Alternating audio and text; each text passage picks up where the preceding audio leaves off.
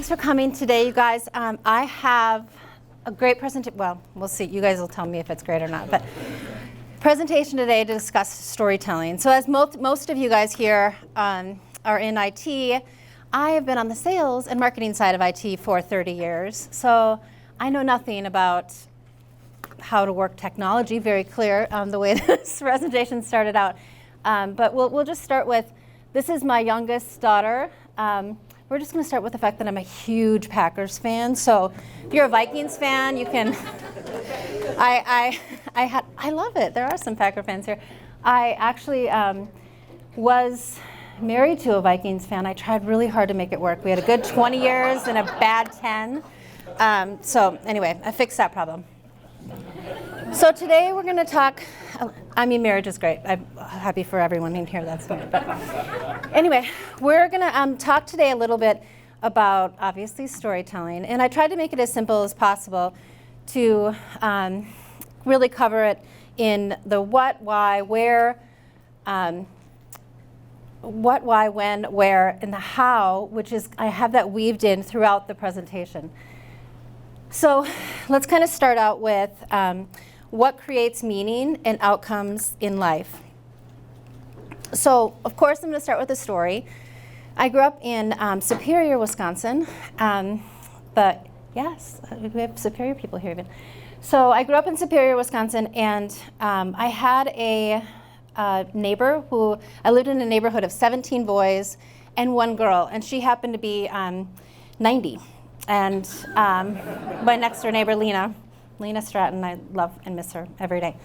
So my mom used to take us on Sundays to a nursing home. And because my best friend was 90, I felt very comfortable in the nursing home. And we would just spend the day. My brothers hated it, but I loved it.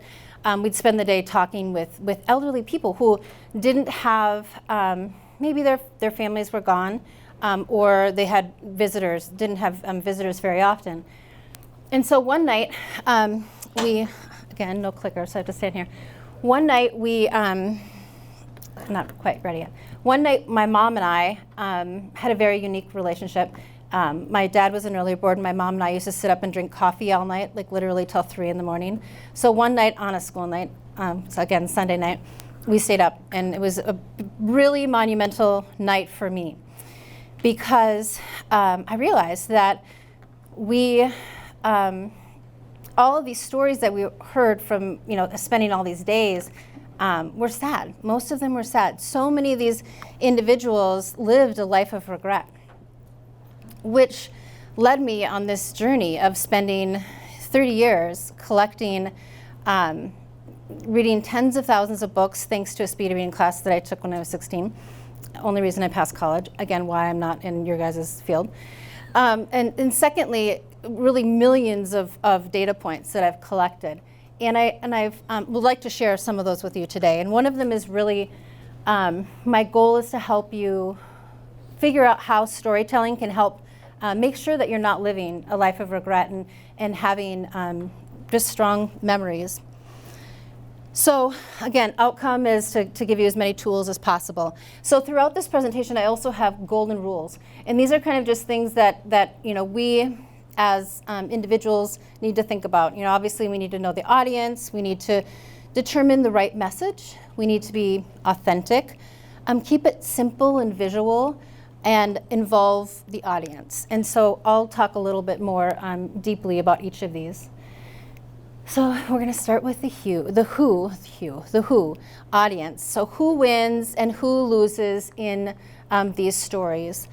So first of all, it's critical to define the story. And I tell the teams and leaders that I work with that it has to start with you individually.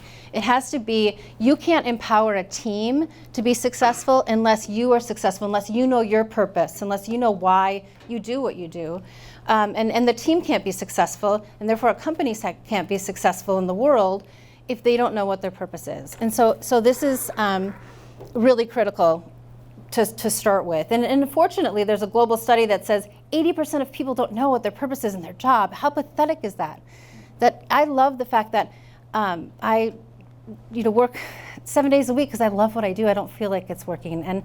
And my hope is that the more you use storytelling in your life, it'll make a huge difference. And I'll share a little bit more about why in a little bit.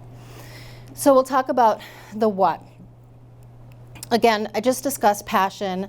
It's important to share your own passions. So what are these passions that you have individually that you can share with the world? And it used to be, I remember, again, back in, I've been through every sales training under the sun, but back in the 90s, I was in medical sales.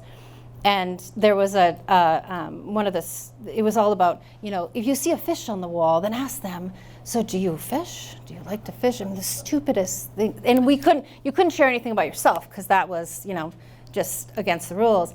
And now the world's changed, thank heavens. Like now we can be ourselves. We can have, tattoos up and down our arms and piercings and wear whatever we want, which is so, I think it's a better world to live in. We need to be authentic. We need to be ourselves, and we need to share those passions. So anything that we can do to share not just passions, but maybe vulnerabilities. So truth for sure, and a little humor. Fun fact, really kind of sad fact, is that we laugh a lot as kids. I mean, I laughed a ton with these 17 boys that I grew up with because they were just stupid. It was so easy to make a ton of money from them by taking, tearing out pages of the JCPenney catalog and putting a picture of a pretty girl, just their face on the front, and then they didn't know what was in there, and I'm like, okay, $1. And, literally, and they would complain, those are just bras or whatever. I'm like, all right. So, but I'd have, 10 more sitting there, and they'd be like, okay. And I mean, literally, kids are so stupid. But anyway, the point is that it's important to share truth and then a little bit of humor. And one tip here that I didn't write down, if you're giving a presentation to someone, you're starting a presentation out like this, it's okay to have to extend the truth. So we have to be authentic. People can tell when you're freaking lying. So have truth, tell your truth. But maybe the story was, I like to say, last Thursday. So start out a presentation or a discussion with your team and say, last Thursday, blah, blah, blah, and just share a bit of yourself. Keep it short, but people feel connected, and that's just an important, easy way to share stories. So, wow, we live in a crazy world right now. It used to be that information was so scarce. We would, have our North Star, people that we depended on, that we counted on, that we would go to for answers to questions, and it was so hard. I literally, when I was in high school, I spent, my best friend Trisha worked at the library, and I would spend hours going through the resource library, the card catalog to find stupid business books. I just went to the library for the first time in probably a decade here in Woodbury. I just moved back to the Midwest from Nashville, and so I went to the library for the first time, seems like forever. They have no business books, by the way. I had a house fire a few years ago, and they had over 10,000 books that were burned, and all business books. I read a lot. But there are no business books. I don't know. Nobody reads on real, actual books like I do. But this is the reason I share this whole ChatGPT and AI. I don't know. Have you guys heard of that? It's really created a lot of uncertainty, and people are nervous, and they don't know how this is gonna change the world. But it's even more of a reason that we need to think about how do we remove that noise, and it makes storytelling so even more critical. Secondly, there is a huge issue with trust. We don't trust anyone. We don't believe anyone, and we need to accelerate that. So how do we do that, and help remove some of that fear and anxiety that we have? So next we're going to I'm really good at in the technology. So next we're going to talk about the parts of a story. There's obviously, let's call it beginning, middle, end, first act, second act, third act. My aunt, who is I'll talk about in a minute because I've been meeting with her every day. She's an amazing business owner. But anyway, she says, okay, we have very pointed conversations. She's like, okay, chapter 2. chapter 3, like she literally talks to me like that because she thinks that's how I need to hear her updates on what's going on in her life. But anyway, share. You know, parts of story we have highs and lows in each story. So think about like a valley fair roller coaster. So movies are great examples of stories, but it's comical to me with like a Marvel movie that they're all the same. If you think about it, all Marvel movies have a hero who and some type of an anti-hero, and it has some badass woman who's part of the movie, some decent humor, and then all of a sudden at the end that same hero realizes that he or she had the answer all along and could have solved the problem. And then after the credits, of course, there's a hook at the end. So this is a easy way to kind of think about the different parts of the story, but also that we have to be memorable with our stories. So I've been rambling on, and now I'm going to talk a little bit about something pretty important to me. So the girl on the top right corner there is Helen. She's a friend of mine when I lived in Hudson, Wisconsin years ago. And she worked at Target headquarters, and her, she was my husband's age, and her husband was younger and was my age, and we had a great time together. I used to tease her all the time because she looked like Halle Berry. And her, it was just as annoying. Like you go to church and you see this perfect husband and the perfect wife. This is Chris in the hat over there. Perfect husband, perfect wife, and then these two perfect little 2- and 4-year-old kids. Helen was diagnosed with cancer when she was really young. She has not rare. I think there's like now 1 out of 4 people have this gene that makes you more susceptible to breast cancer. And so she had breast cancer and she fought it, and it was 5-year, it was pretty insignificant. They caught it early. We had celebrated 5 years of remission, which was awesome. 2006, it came back, and it came back with a vengeance. And she was given 2 months to live. And what I love about Helen is that, first of all, she was freaking amazing, so fun, and kept me on my toes, and I like to challenge everybody.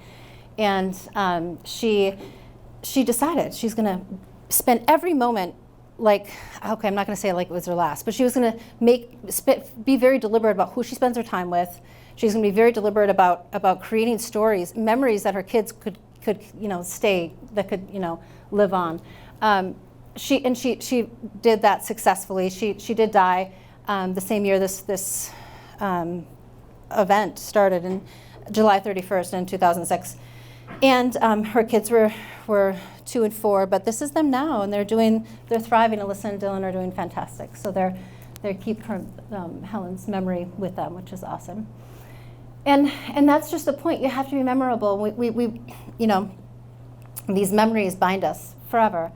And there's a study that, again, sales and marketing. So this is one study that just a small team, 10 people, were given a task.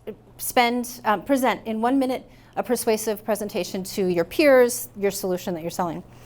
And on average, 2.5 statistics were used, and one person told the story. And 10 minutes later, they were asked, if they remembered anything, and of course, no one remembered the stats, but most people remembered the story. So, use stories. So there's a lot of science behind this, which again, I'm not a stats or facts or even PowerPoint person. This is the first presentation that I've given since before COVID, so hopefully I stay on task. But the science behind it is pretty freaking amazing. If we're able to tell stories with emotion, we know they're more memorable. If we have a character, like a lead character, again, very memorable. If we use humor, trifecta, even better. So think about that when you're telling stories. How can we bring our own self? We all, whether we're introverts, we're extroverts, we're snipers. Snipers are even funny. I mean, they're dry humor, but they're funny. They're unexpected. They do crazy things at any time. So the idea is, how can we make sure that we're using all of these? In fact, when we use humor in stories, we know for a fact that it's like you get a runner's high. Your cortisol goes down, which means that we are. It's almost like 10 minutes of meditating, and we also have. I'm missing the third. Oh, our oxytocin is like, so we get when we have physical touch, we have certain things go off in our brain. So it's basically like going on a run and meditating and doing frickety frick all at the same time. So very efficient.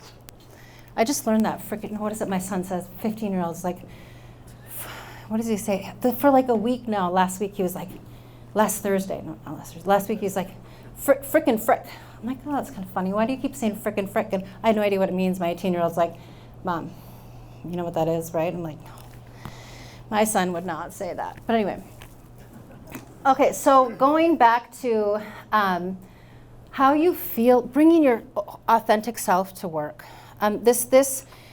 It obviously can bleed out into our personal lives too, but how can you bring yourself to work? How can you make sure that other people feel special and make honest comments to people? When you start a team meeting, share a little bit about yourself when you just something really short to connect with your team, because that's what we need, especially given the crazy, well, I don't know if you guys had a crazy few years, but I did.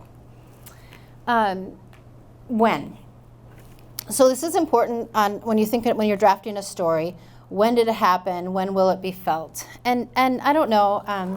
I feel like this story has been around a long time because Ernest Hemingway wasn't alive recently. But so there's a story about Ernest Hemingway. There was a restaurant that he would go to, and there was a round table. There were writers would have lunch together, and they on Sundays, and they were one Sunday he said, I could write a story, a 6-word story, and they all threw 10 words in or $10 in. They're like, yeah, whatever, and this was his story: for sale, baby shoes, never worn. And what I love about this story is that it's first of all, it is a story, and that's freaking amazing. But also that, it has a beginning, it has a middle, it has an end, but it also infers meaning. Like, we don't know what happened to this baby. We don't know, could they just not have children? Doesn't sound like a bad thing to me, but I'm just kidding. I'm a proud mother of 1,000 children, and I love every one of them. But so we don't know if the baby died. We don't, but we feel connected to the storyteller, and that's important to remember. There's a university professor. I'll let you read this, but a university professor gave the class an assignment and said, I want you to write a short story containing the following elements: religion, royalty, sex, and mystery. All of a sudden, a few minutes go by, and this kid gets up, and the teacher thinks, oh, he must have to go to the bathroom, and he walks up and hands a paper in, and she's like, what are you doing? He's like, well, I'm done. And he's like, okay, go ahead, smart aleck. Read it. And this is what it is. My God, said the queen, I'm pregnant. I wonder who did it. Class all erupted. How can the teacher not give that person an A? I want to give this person an A. So, a couple more tips. We're talking about, a lot about purpose. Again, business context. From a purpose perspective, you have to have a purpose individually, like I mentioned. Your team has to have a purpose, and your company has to have a purpose. You have to focus on your customers. I always tell people, you do the right thing, and good things happen no matter what. So focus on your customers. How do you help them? How can you help them? And think about the future. Patagonia is phenomenal at this. They just do a great job of promoting change. There are so many companies that I just absolutely am in awe of.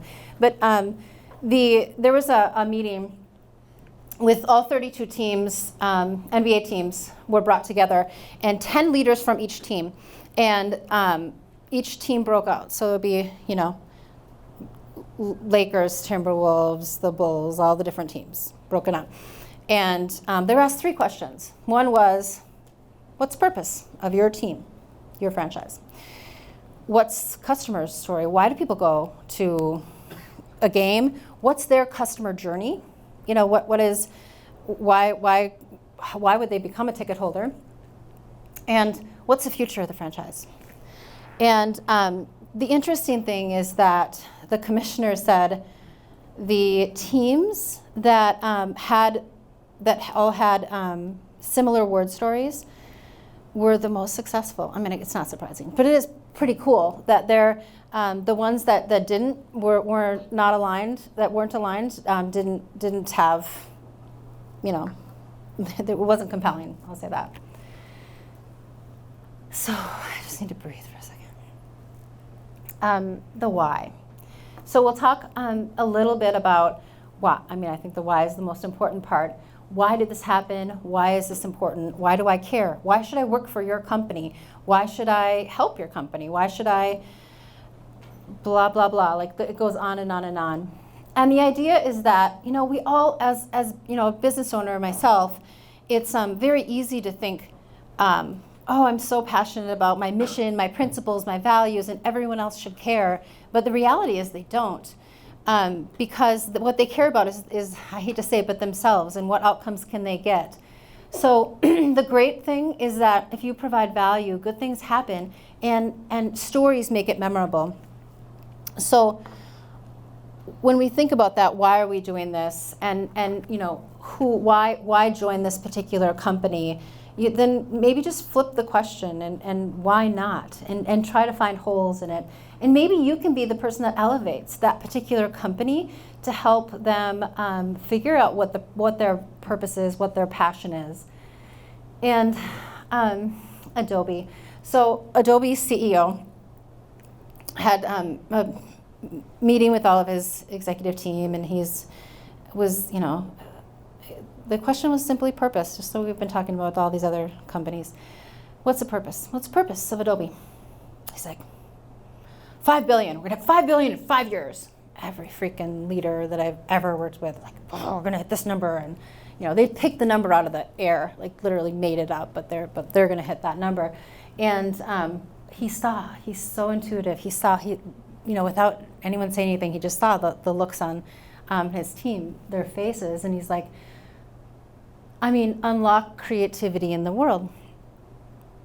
And everyone that was in that room, CRO, she knew what her part was in that. The CMO knew, and the CFO, he knew. So the idea is that we need to think about purpose. We need to think about what I love. My favorite part about this story is that he went home that night, and it was the first time he talked to his kids about his job and what the purpose of Adobe was. So it's compelling, and I think we all can take a moment to think about that.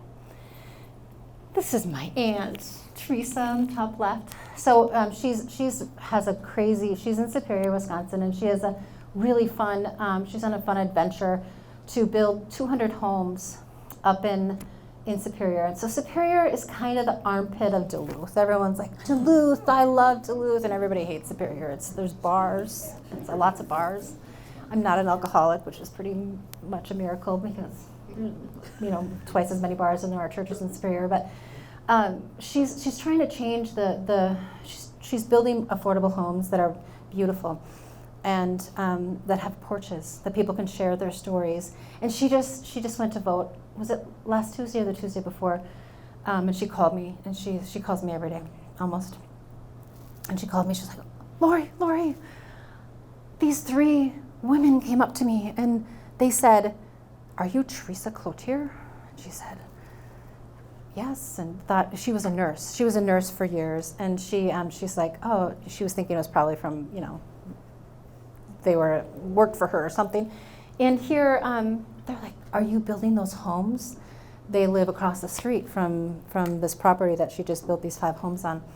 they're like, we've been watching you. We love what you're doing, and thank you so much for beautifying, or beautification. She's like, I don't even think it's a word, but it made me feel so good. And the bottom line is that these stories, this is driving her. Like all of a sudden, she's so much more excited. It drove her to go to talk to the mayor, who I went to high school with, and she's like, he's such a pain in the ass. And I shouldn't say this because I already said the name of the city, but anyway.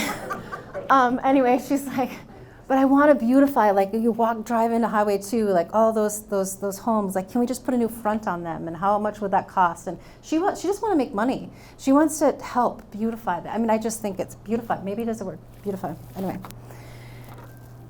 Okay, so now we're going to get, I'll tell another story about this Shopify. Shopify, it's a crazy company, just like Amazon, AWS. It's the world that is changing so quickly. So Shopify, their tagline is sell more, move fast, never stop. Again, 6 words, super short.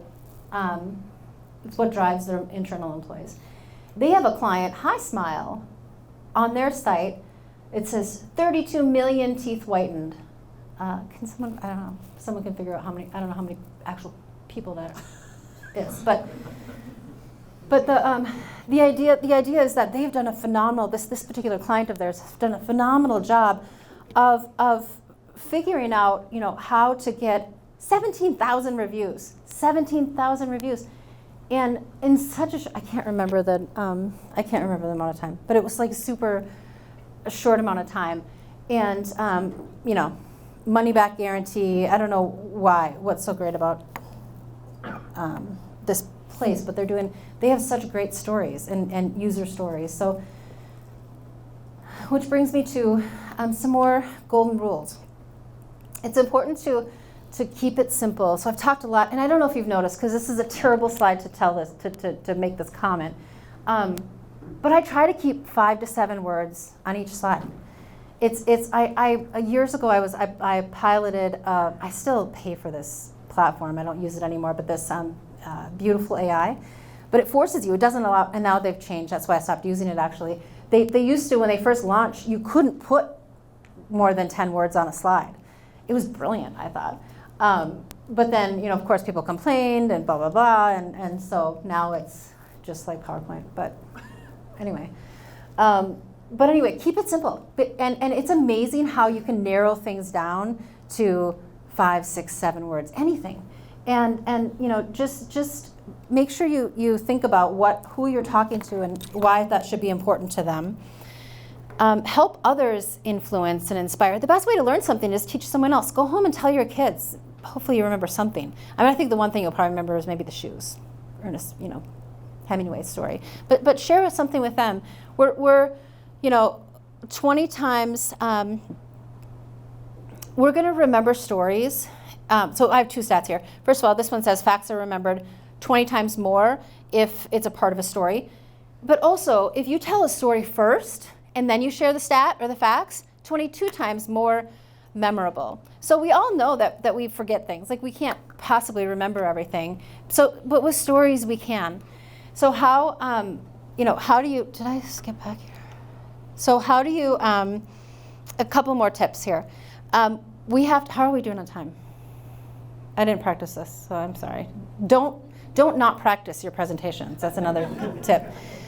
So trigger emotions to encourage action. So we all are emotional creatures. We make most of our decisions based on emotion, and then we try to find facts and stats to back up our decision. I did this really well when I was married. So anyway, storytelling. It's just like your business. You can't stand still. You have to constantly collect more stories. You have to tell stories in each aspect of your life. This is just a fun fact. This is okay. Just read this. True or false? Yeah, I heard one false. It's actually false, which everyone thinks. Read 2 to 3 books literally a day and didn't know. So then I'm like, I'm gonna prove this wrong. There's this study is so stupid and so wrong. But it's true that we're visual learners. We see visual, we don't remember it anymore. And the reason I share this, I had to try to figure out how to tie this in, but I think it's just don't overthink your stories. It's so important that we think we have to, so many different presentations, storytellers will tell you have to be something to everyone, or people that are creating e-courses, you have to hit the auditory learners, like you have to hit out everyone, and you don't. The bottom line is, be relevant, use visuals, use as many things as you can, not to hit everybody, but to be more impactful. And I'm wrapping up, I promise. My one ask of you is to use your phone to start writing down these stories, capture stories, write a notebook, open up a notebook and start collecting stories. It's amazing how fast all of a sudden, I had a client that told me that he is all of a sudden hearing ads on the radio that are like, helped him grow his business. That I think if you start becoming opening up your mind to it, they're everywhere.